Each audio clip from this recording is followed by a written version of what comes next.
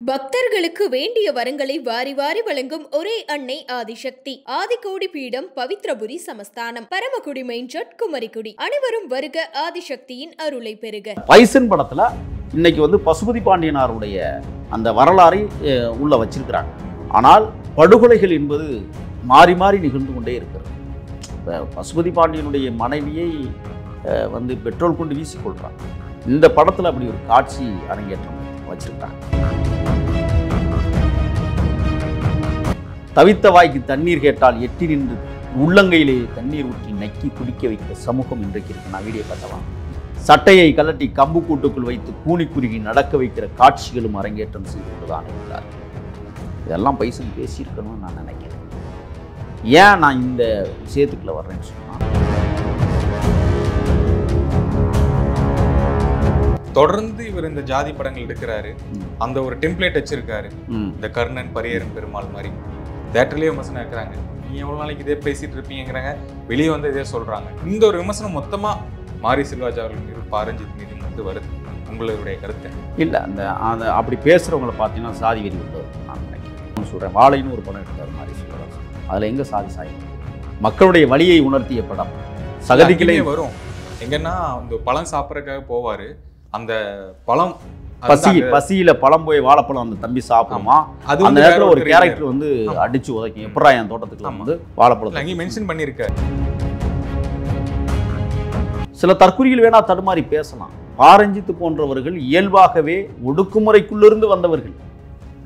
ஒரு காலத்துல இதே தமிழ் சினிமாவில் அடக்குமுறையாக்கப்பட்டிருக்கிற சமூகத்திலிருந்து ஒருவன் வருகிறான் என்றால் எத்தனை பேரை வர வச்சிருக்கிறாங்க. இன்னைக்கு அந்த வரிசையில் அவங்க சினிமா உலகத்தை தன் கட்டுப்பாட்டுக்குள் தமிழ்நாட்டை கொண்டு வந்திருக்கிறாங்க. ரஞ்சித்தும் மாரி செல்வராஜ் போன்றவர்கள் எல்லாம். அப்படின்னா கட்டுப்பாடுன்னா எப்படி சொல்றீங்க? அவங்க கட்டுப்பாட்டில் வந்திருக்குன்னா எப்படி சொல்றீங்க? அதாவது இன்னைக்கு யார் படம் அதிகமா போகுதுன்னு ஒரு கணக்கீடு வச்சிருக்கிறாங்க. இப்போ எடுத்துக்கிட்டா வெற்றிமாறன் சார், ரஞ்சித் சார், மாரி செல்வராஜ் சார், இவங்க எல்லாத்துடைய படங்களுக்கும் ஒரு ஆடியன்ஸ் இருக்காங்க. இவங்களும் அந்த டைரக்டர் ஐக்கானா மாறி இருக்காங்க. அப்படிதான் நம்ம எடுத்துக்கணும். எப்படி எங்க கட்டுப்பாட்டில் இருந்துச்சுங்கிறது எப்படி? நீங்க மணிரத்னம் படத்துக்கு ஒரு கட்டுப்பாடு போட்டிருந்தார் தெரியுமா? அது தெரியாது, வெளியிலே தெரியாது. அவர் ஒரு சாதியத்தை மேன்மைப்படுத்தினார். உங்களுக்கு தெரியும் நினைக்கிறேன். எல்லா படங்களும் பண்ணாரு, சங்கர் சாரும் பண்ணாரு. அப்போலாம் பேசாதவர்கள் இப்ப மட்டும் ஏன் பேசுறாங்க?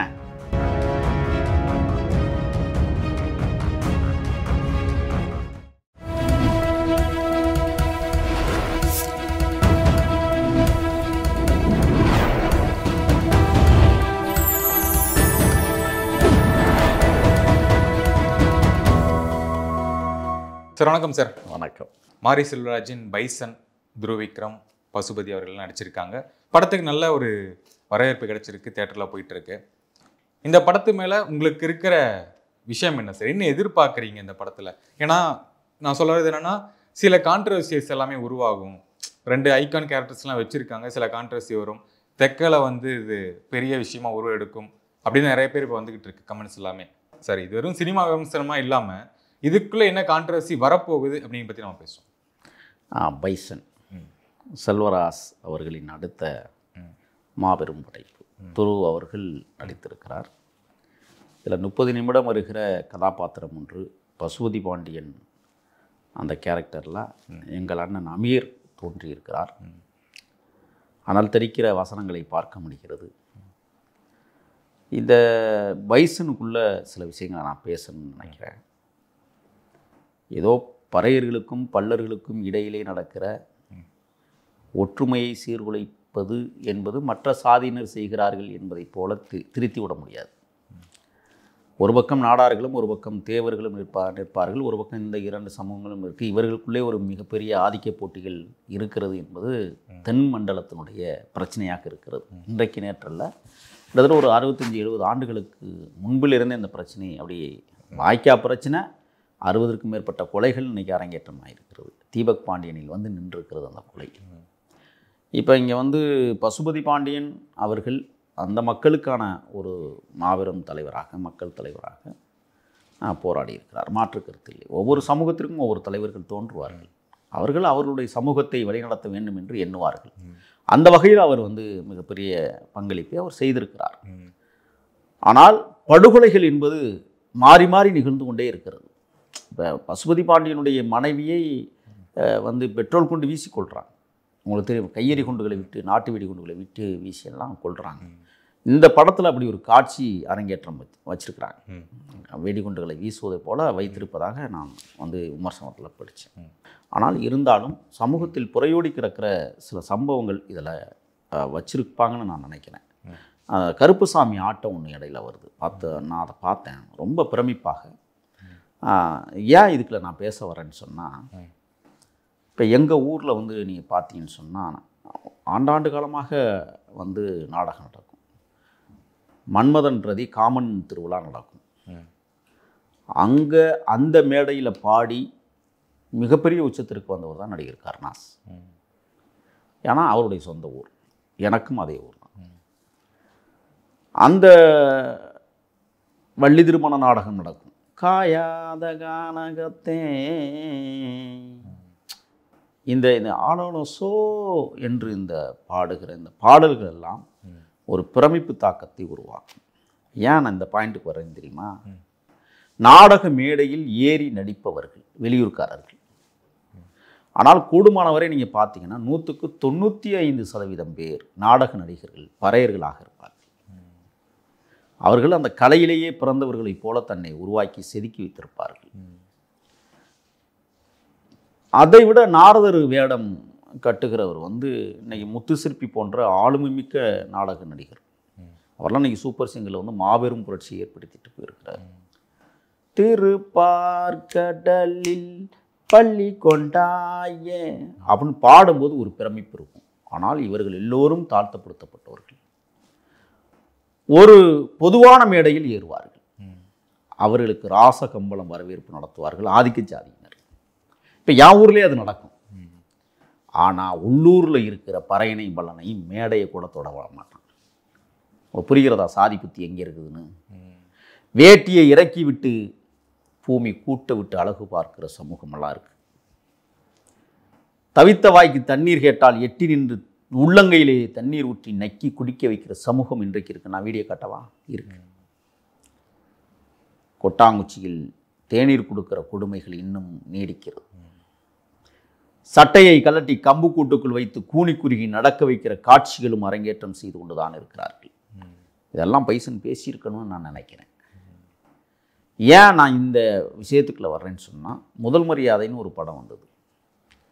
அதில் சிவாஜி கணேசன் அப்படியே நடந்து வரும்போது ராதாவுக்கு அப்பே அந்த துண்டை கம்பு கூட்டுக்குள்ள வச்சுட்டு கூனி குறுகி ஐயா அப்படின்னு சொல்லி நடிக்க வைக்கிற கதாபாத்திரத்தை பாரதி ராஜா அவர்கள் சொல்லியிருப்பாங்க. அதே படத்தில் சாதி மத பேதம் எல்லாம் முன்னவங்க செஞ்ச மோசம் பாட்டு இருக்குல்ல. இப்போ மாரி செல்வராஜ் அவர்கள் கண்டா வர சொல்லுங்க இப்படியான பாடலை கொடுத்ததற்கு பிறகு நல்ல பாடல் எப்பொழுது வரும் என்று ஏங்கி தவிக்கிற தமிழ்நாடு. அது பல்வேறு இசையமைப்பாளர்கள் சில ஆளுமை பாடல்களை கொடுத்துருக்குறாங்க. நீங்கள் விடுதலை படத்தில் வந்து காட்டு மல்லி அந்த பாட்டு நீங்கள் கேட்டீங்கன்னா ஒரு ரம்யம் இருக்கும். ஆனால் இன்றைக்கு பைசல் படத்தில் அந்த கருப்பசாமி பாடல் என்பது மிக ஒரு பெரிய தாக்கத்தை தமிழ்நாட்டில் விதைக்கப்பட்டிருக்கிறது என்று தான் நான் பார்க்குறேன். இல்லை, எனக்கு என்னென்னா தொடர்ந்து இவர் இந்த ஜாதி படங்கள் எடுக்கிறாரு, அந்த ஒரு டெம்ப்ளேட் வச்சிருக்காரு. இந்த கர்ணன் பரியரும் பெருமாள் மாதிரி அந்த ஒரு வில்லேஜ் செட்டப்பு, அவங்களுடைய ஃபேமிலி ஒரு பிரச்சனை வரும், இவங்க எதிர்த்து அடிப்பாங்க, ஒடுக்குமுறை அடக்குமுறை இதை பற்றி பேசுகிறாரு, எங்களை வந்து மிதிக்கிறாங்க திணிக்கிறாங்க, இதை பற்றியே அவர் பேசிகிட்டு இருக்காரு அப்படின்னு தான் விமர்சனம் வருது. நான் தேட்டர்லேயே நேற்று பார்க்கும்போது தேட்டர்லேயே விமர்சனம் இருக்கிறாங்க. நீ எவ்வளோ நாளைக்கு இதே பேசிகிட்டு இருப்பீங்கிறாங்க, வெளியே வந்து இதே சொல்கிறாங்க. இந்த ஒரு விமர்சனம் மொத்தமாக மாரி செல்வராஜ் அவர்கள் மீது பாரஞ்சித் மீதும் வந்து வருது. உங்களுடைய கருத்து இல்லை? அந்த அப்படி பேசுகிறவங்கள பார்த்தீங்கன்னா சாதி வெறி உள்ள இருக்குன்னு நான் நினைக்கிறேன். அப்படி பேசப்பட்டப்படுபவர்கள், நான் ஒன்று சொல்கிறேன், வாழைன்னு ஒரு படம் எடுத்தார் மாரி செல்வராஜ். அதில் எங்கே சாதி சாயம் இருக்குது? மக்களுடைய வழியை உணர்த்திய படம். சகதிகளே வரும் எங்கன்னா இந்த பழம் சாப்பிட்றதுக்காக போவார், அந்த பழம் பசியில பழம் போய் வாழைப்பழம் அந்த தம்பி சாப்பிடுமா, அந்த நேரத்தில் ஒரு கேரக்டர் வந்து அடிச்சு உதைக்கும், எப்படா என் தோட்டத்துக்கு வந்து வாழைப்பழம் மென்ஷன் பண்ணியிருக்காரு. ஆனால் சமூகத்தில் இதெல்லாம் நடந்திருக்கு தானே. நீங்கள் முதல் மரியாதையில் நான் ஏற்கனவே சொன்னதை போல் கூனி குறுகி கம்பு கூட்டுக்குள்ளே துண்டை வச்சதை ஏன் விமர்சனம் பண்ணலை? நாயகன் படம் இருக்குது, உங்களுக்கு தெரியும் நினைக்கிறேன். இப்போ 2வது முறையாக அதை ரிலீஸ் பண்ணுறாங்க. இப்போ இந்த படத்தில் வந்து ஒரு மிகச்சிறந்த பாடல் தெரியும்னு நினைக்கிறேன் உங்களுக்குலாம் என்ன பாட்டுன்னு. சொல்லுங்கள், எந்த பாட்டுன்னு சொல்லுங்கள்.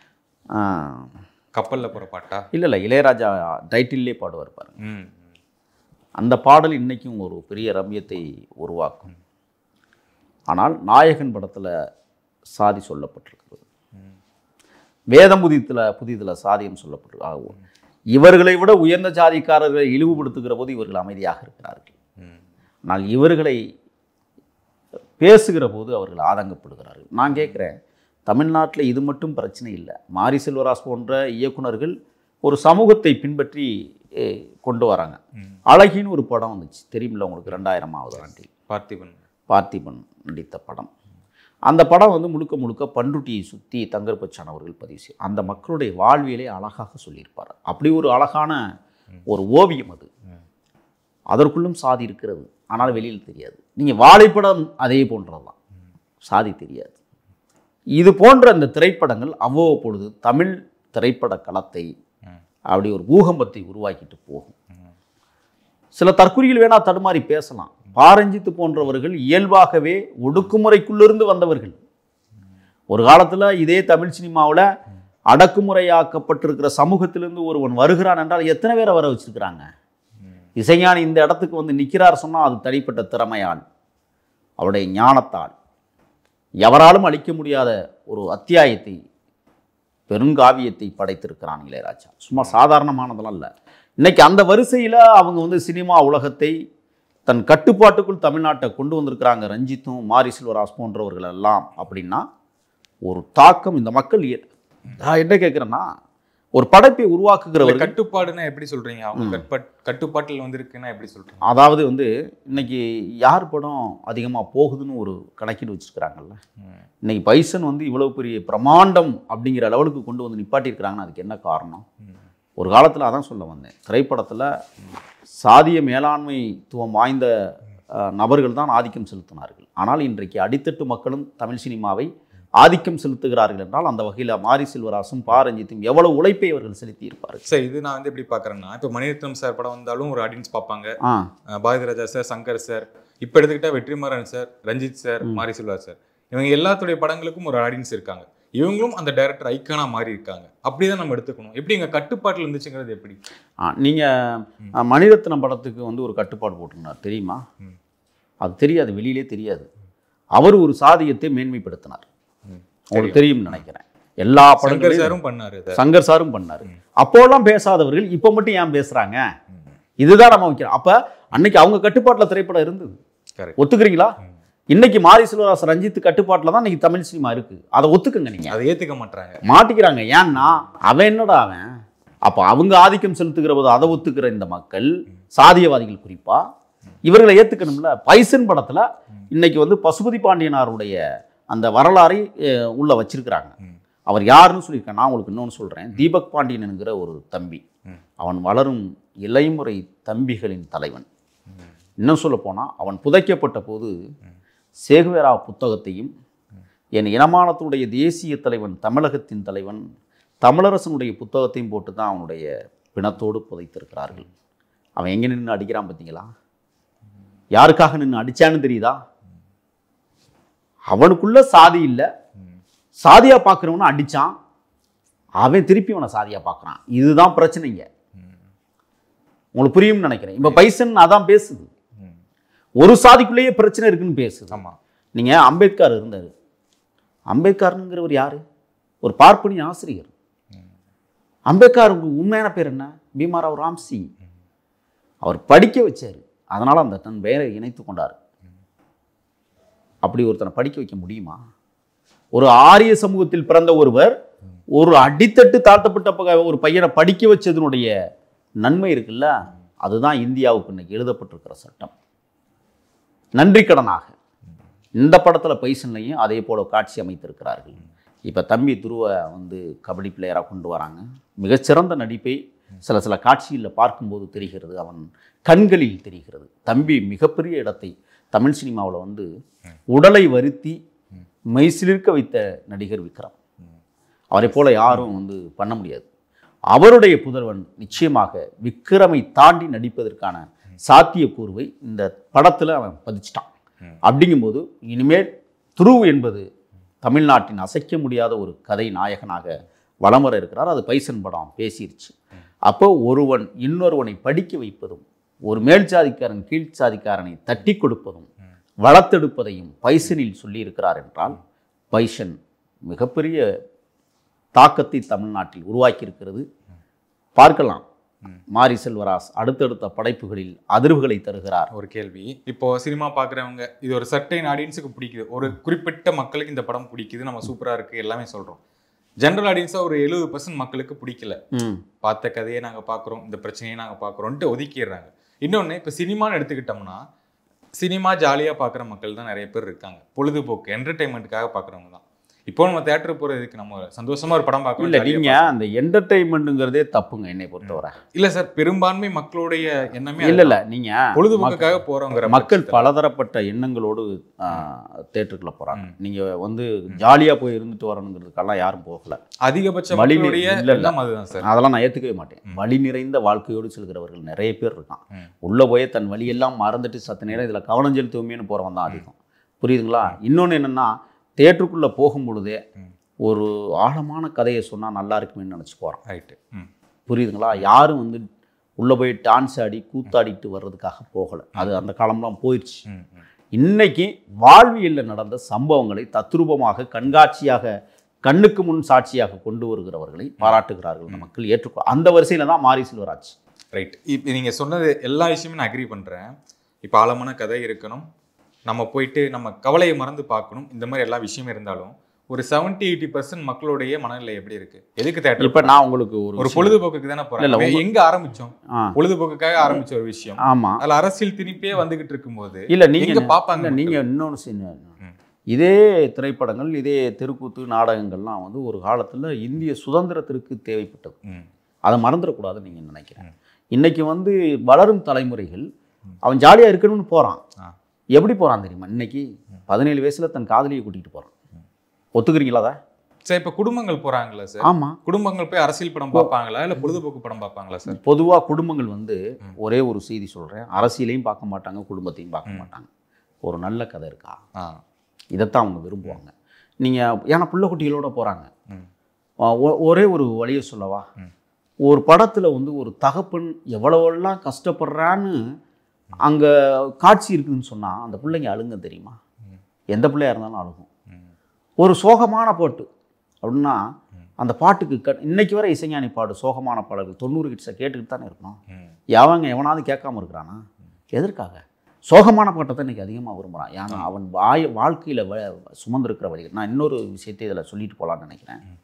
இங்கே வந்து இந்த சாதிகளுக்குடைய ஏற்ற இறக்கத்தாழ்வுகள் அப்படின்லாம் நம்ம பேசிக்கிட்டு இருக்கிறோம். இதுக்குள்ள மோதல் இருக்குது, இதுக்குள்ள வந்து ஆணவ படுகொலை இருக்குது, இதுக்குள்ள வந்து சண்டை இருக்குது, சச்சரவுகள் இருக்குது, ஏன் தெருவுக்குள்ளே வராத, ஓன் தெருவுக்குள்ளே வராத அப்படின்னு. சேரிகள் ஏன் கிழக்கே இந்த இருக்கே இருக்குன்னு இன்றைக்கி வரை எவனும் கேள்வி கேட்கல. சேரிகளுடைய சுடுகாடு ஏன்டா கிழக்கு இந்த கே இருக்குன்னா எவனும் கேள்வி கேட்கல. சேரியை ஒட்டி ஆதிக்கவாதிகளுடைய சுடுகாடு ஏன்டா இருக்குன்னா அதுக்கு கேள்வி இல்லை. இன்னொன்னையும் சொல்கிறேன், மேற்கு தொடர்ச்சி மலைகளில் இருளகர்கள் சோழகர்கள் என்ற இரு சமூக கட்டமைப்பு இருக்குது. உங்களுக்கு தெரியுமா? பறையர்களை விட கீழ்த்தரமாக, ரொம்ப ரொம்ப மோசமாக, ரொம்ப ரொம்ப இழிவாக நடத்தப்படுகிற 2 சமூகம். அந்த சமூகத்தை பற்றி யார் இதுவரை கவலைப்பட்டிருக்கா? ஒரே ஒரு படம் வந்துச்சு, ஜெய்பீமில் வந்து அந்த இருளருடைய வரலாறை சொல்லியிருப்பாங்க. ஆனால் சோழகர்னு ஒரு சமூக கட்டமைப்பு தெரியுமா? இருளரை விட கீழானவர்கள். அங்கே அந்த மலை கிராமங்களில் நீங்கள் பார்த்தீங்கன்னா லிங்காயத்தார் என்கிற ஒரு சமூகம் இருக்குது. சாதியை ஒழிக்க போனவர்கள் ஒரு ஜாதியாகி போனார்கள். அவர்கள் வீடுகளுக்குள் பார்ப்பனர்களே நுழைய முடியாது. பைப்பில் பிடிச்சி தண்ணி அடிச்சுட்டா சுற்றி வர முள்ளை வெட்டி அடைச்சிட சமூகம். எவனும் தண்ணி குடிக்கக்கூடாது, அடுத்த சாதிக்காரன் பைப்பில் தண்ணி அடிச்சிட்டான். அப்படிப்பட்ட ஒரு சமூக கட்டமைப்பில் இவர்கள் சுத்த சைவம். மலைவாழ் மக்களில் மலையில் வாழ்கிறாங்க. காலில் தூங்கி சொன்ன உடம்பை உயிரோட சுட்டு திங்கிற சமூகம் ஒன்று வாழ்ந்துக்கிட்டு இருக்கு. இதை பற்றியெல்லாம் யார் அக்கறை கொள்வான்?